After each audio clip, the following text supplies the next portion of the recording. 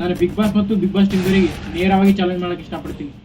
63 ಲಕ್ಷ ಸಾಲ ಮಾಡ್ಕೊಂಡು ಏನಪ್ಪ ಅಂದ್ರೆ ಅನೇಕ ಒಂದು ಕೆಟ್ಟ ನಿರ್ಧಾರಗಳು ಹೋದ ಸಾಯ್ಬೇಕು ಅನ್ಕೊಂಡ 100% ಬರ್ಕೊಡ್ತೀನಿ. ಆಲ್ರೌಂಡರ್ ಅಂತ ಹೇಳ್ಬೇಕು ಇಷ್ಟಪಡ್ತೀನಿ. ನಾನು ನನಗೆ ಯಾವುದೇ ಸ್ಪೋರ್ಟ್ಸ್ ಅಲ್ಲೂ ಕಮ್ಮಿ ಇಲ್ಲ.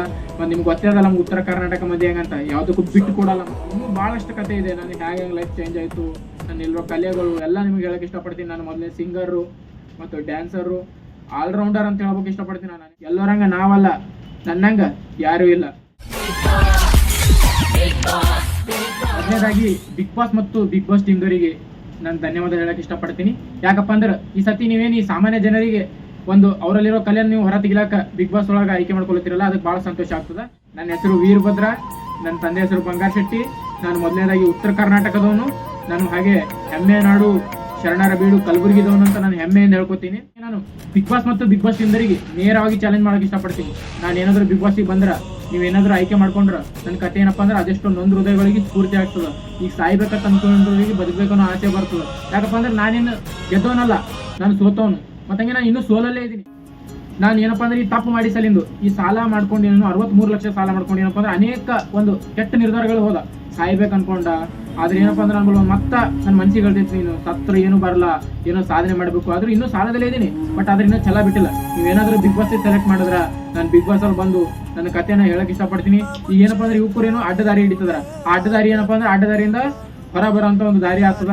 ನನ್ನ ಕತೆ ಅವ್ರು ಕೇಳಿದ್ರಂತೂ 100% ಬರ್ಕೊಡ್ತೀನಿ. ಒಂದು ಒಳ್ಳೆ ದಾರಿ ಮಾಡಿದಾರ. ನಾನು ಇಷ್ಟು ಸಾಲ ಇಟ್ಕೊಂಡು ಇನ್ನೂ ಛಲ ತೊಟ್ಕೊಂಡು ಇನ್ನೂ ಬದುಕಬೇಕು ಅನ್ನೋದು ಜೀವನ ಮನುಷ್ಯ ಇದ್ರೆ ಸಾಧಿಸ್ತೀನಿ ಅಂತ ಇದ್ರ ಏನಪ್ಪ ಅಂದ್ರೆ ಏನು ಮಾಡಬಹುದಂತ ನಾನು ಸಾಧನೆ ತೊಡ್ತಿದ್ದೀನಲ್ಲ. ನನ್ನಲ್ಲೂ ಅನೇಕ ಕಲೆಗಳಿವೆ.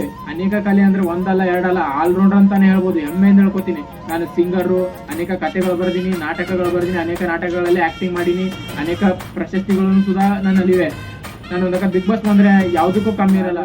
ನಾನು ಏನಪ್ಪ ಅಂದ್ರೆ ನನ್ನ ಲೈಫ್ನ ಏನು ಖಾಲಿ 2 ವರ್ಷಗಳಲ್ಲಿ ಕೆಲವು ತಪ್ಪು ನಿರ್ಧಾರಗಳಿಂದ ಏನಪ್ಪ ಅಂದ್ರೆ ನನ್ನನ್ನೇ ಹಾಳು ಮಾಡ್ಕೊಂಡಲ್ಲ. ಇದರಿಂದ ಏನಪ್ಪ ಅಂದ್ರೆ ನಾನು ಹಾಳು ಮಾಡ್ಕೊಂಡ್ರೆ ಏನು ಮನೆ ಬಿಟ್ಟೆ.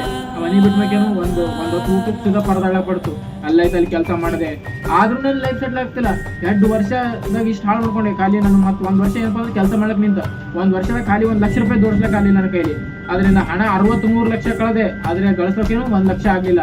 ಆದ್ರೂ ನಾನು ಏನಪ್ಪ ಅಂದ್ರೆ ಅನೇಕ ನನ್ನ ವಿಚಾರಗಳು ಹೊಂಟವು ಸಾಯ್ಬೇಕಂತ. ಆದ್ರೆ ನಾನು ಸಾಯಲ್ಲ, ನಾನು ಸಾಧಿಸ್ತೀನಿ.